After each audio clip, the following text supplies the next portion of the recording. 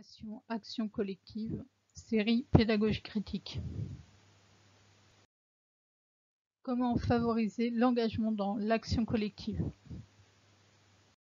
Alors cette petite vidéo sera appuyée sur Pédagogie des opprimés de Paulo Freire, qui était pour son auteur une théorie de l'action révolutionnaire. À cet égard, Pédagogie des opprimés a été une référence dans beaucoup de contextes, puisque par exemple il a été utilisé pour favoriser la mobilisation des militants anti-apartheid dans l'Afrique du Sud à l'époque de l'apartheid. Alors on le verra, la théorie de l'action collective chez Paulo Freire se distingue par exemple de celle de Solalinski par la place importante qu'elle accorde à l'éducation, processus éducatif, dans le passage à l'action collective. Phase 1, mobiliser. Alors le processus de mobilisation chez Paulo Freire, il passe par l'enquête, puisque dans ses campagnes d'alphabétisation, il commençait par organiser des enquêtes qui avaient deux buts. Le premier but, c'était d'acquérir, pour que les pédagogues critiques, les animateurs de cercles de culture, acquièrent une connaissance des problématiques sociales dans lesquelles ils allaient intervenir. Et puis d'autre part, cela permet de partir effectivement des problèmes et des problématiques de la population, et l'enquête va permettre ensuite de pouvoir inviter les participants à l'enquête à ensuite venir prendre connaissance des résultats de cette enquête et pouvoir avoir une discussion qui servira de base à une mobilisation sociale. Deuxième phase, conscientiser. Alors avec l'enquête, c'est déjà un premier moyen de partir des expériences sociales vécues des personnes que l'on va mobiliser, des personnes qui sont socialement opprimées, qui vivent des discriminations.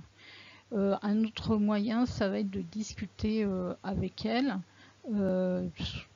dans des cercles de discussion, et pour cela on peut se servir de supports qui sont, Paulo Freire utilisait des images, mais ça peut être des courtes vidéos qui vont permettre aux personnes de s'exprimer sur les problématiques sociales qu'elles vivent et de de faire part de leurs expériences vécues sur le sujet. Dans ce contexte, le rôle des animateurs, animatrices culturelles ou des pédagogues critiques, ça va être d'engager un dialogue problématisant. C'est quoi un dialogue problématisant? C'est un dialogue qui va amener un processus de conscientisation. C'est donc un processus dans lequel les personnes socialement opprimées prennent conscience qu'il s'agit d'un rapport social structurel, d'un problème social, ce qu'elles vivent, et non pas seulement d'un problème individuel. Donc pour cela, les pédagogues critiques vont s'appuyer sur des connaissances en sociologie des discriminations, en sociologie des inégalités. À son époque, Paulo Freire s'appuyait plutôt sur la théorie marxiste, qui est elle-même de toute façon une sociologie aussi et une théorie économique. Alors l'objectif de cette deuxième phase, c'est d'aboutir à une synthèse culturelle. La synthèse culturelle, c'est un document qui sera élaboré par les participants et les participantes. Et ce document, il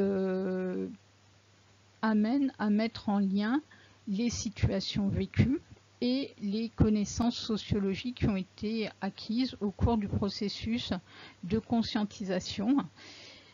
Ce qui permet une montée en généralité et une compréhension du caractère social et non pas simplement interindividuel des problématiques soulevées par ce que vivent les opprimés, et ça permet aussi de faire de liens avec d'autres mobilisations sociales qui peuvent avoir lieu ailleurs et d'avoir une vision plus globale.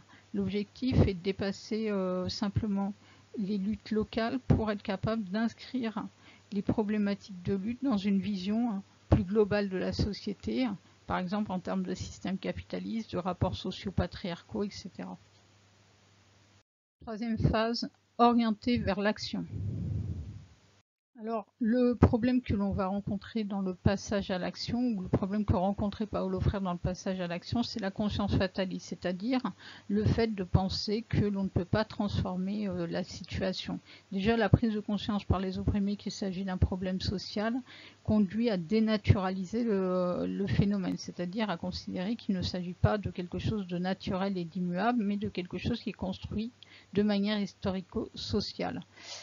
L'objectif de la phase de démythification, c'est de travailler sur les mythes qui ont été intériorisés par les personnes opprimées, c'est-à-dire tout le discours issu de l'idéologie dominante qui incite les personnes à ne pas agir et à ne pas essayer de transformer leur situation. Une fois que l'on a travaillé sur les blocages à l'action collective, il s'agit de travailler sur l'imaginaire qui va servir de catalyseur pour l'action collective, qui va permettre d'enthousiasmer, de créer une envie d'agir, et c'est ce que Paulo Freire appelle les inédits possibles. Donc, en particulier, l'étude ici des mouvements sociaux va favoriser ce travail autour des inédits possibles, et pour ça on va pouvoir aussi produire des documents tels que des dessins, des textes, etc., où on va imaginer comment pourrait être la situation autrement et comment on voudrait qu'elle soit, vers quoi on voudrait aller pour remettre en cause les situations d'oppression sociale, et en particulier les situations de discrimination. Alors, comme dans d'autres formes d'action collective, comme dans le community organizing, les pédagogues critiques ont un rôle qui est de favoriser la coopération, l'union et l'organisation. Donc le but, pour aller vers le passage à l'action, c'est de favoriser la création d'un collectif qui s'appuie sur la coopération et l'union et l'organisation. Donc tout le processus antérieur doit conduire à cette dynamique collective qui va favoriser là aussi le passage à l'action collective.